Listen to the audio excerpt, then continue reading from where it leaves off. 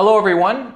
From our last video, we spoke about what skills look like as an entrepreneur, where we explored technical and core strengths, etc. I realized as we were going through the aptitudes of an entrepreneur section, I received a comment that one of the characteristics I mentioned were that entrepreneurs are risk takers, and asked if I could expand on that.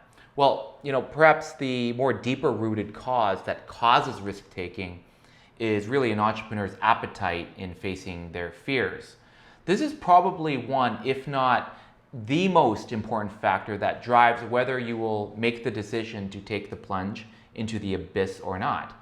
And in this short video, we will talk about that, facing your fears, in the same light where entrepreneurs and decision makers weigh risk and reward.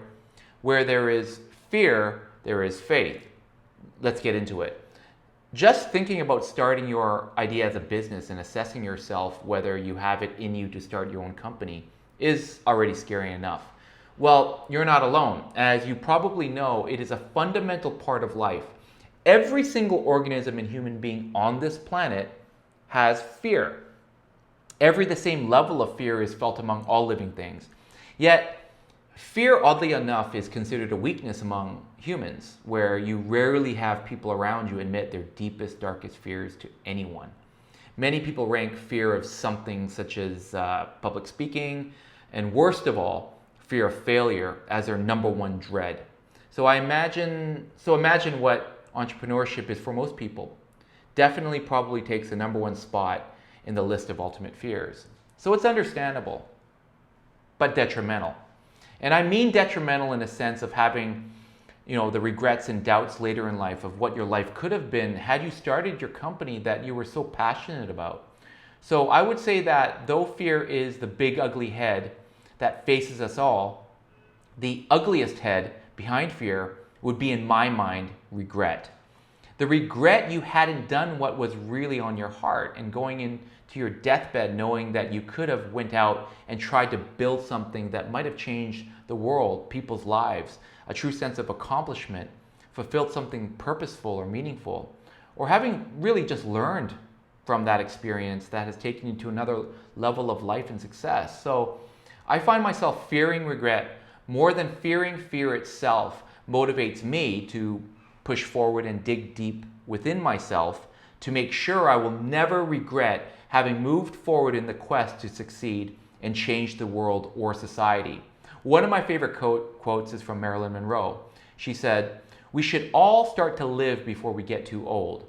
Fear is stupid, so are regrets." Which takes us to our next protagonist of faith. Now, I don't mean faith as a religion in the concept of faith, but it is what drives faith-driven people in the same way, where religion focuses on faith in God. This kind of faith would be your mission in life, yourself, faith in your dreams, your aspirations, or your abilities. So fear does not stand alone. Where there is fear, there is an equal dose and opportunity of faith. In the end, it is your choice to allow fear to conquer your faith or allow your faith to conquer your fears. There are three beings in faith: faith in yourself, faith in your idea, faith in your team. I call this the Entrepreneurs Holy Trinity, and it's the belief you have in your Trinity that ultimately leads to your faith overtaking your fears. At one or many times in our life, we will have been forced to face our fears. Avoiding it only really delays our full potential and can damage not only your self-esteem, but also your career if you have a job, and certainly your business. If you let your fears stop you, your sense of self gets smaller and allows the room for your fear to become bigger and more powerful. So facing your fears with the power of your weapons in your Trinity is the answer. And what are the tools you can use? Well, you're listening to these sessions where you can learn and help manage your fears. Begin with a little bit of action where we take you through beginning steps to first test your idea and business model before you even begin to take the plunge into the deep, dark abyss of entrepreneurship. You should take the aptitude and aptitude assessment I simply outlined in the previous session, where you take an honest inventory of yourself and assess the altitude of how high you can go into the sky with your idea. So we will take one bite at a time rather than trying to eat the entire elephant in the room. Because When you take each step by step, you may become more faithful in your quest to taking on the plunge and starting your own business.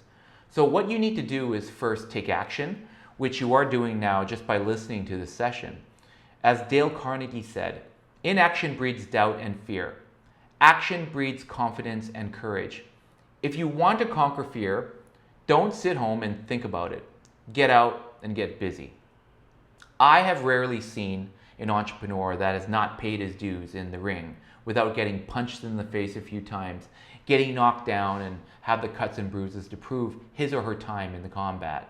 So be ready, yet be proud. There is no shortcut to success. There is only hard work, sacrifice, and failures. But it is your time. It's your journey, your story, and it's your life.